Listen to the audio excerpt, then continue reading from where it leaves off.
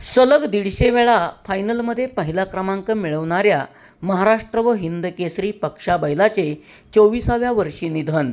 गोवारे येथील यादव परिवाराचा आधार हरपला. बैलगाडा शर्यतप्रेमींमध्ये हळहळ.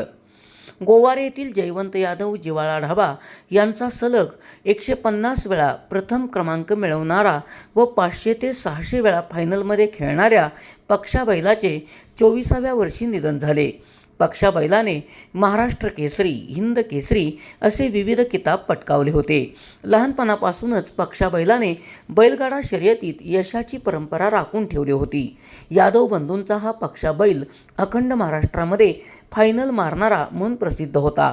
या पक्षा बैलाची पुढची पिढी तुकाराम व माऊली सध्या पक्षा बैलाची यशाची परंपरा पुढे चालवत आहेत.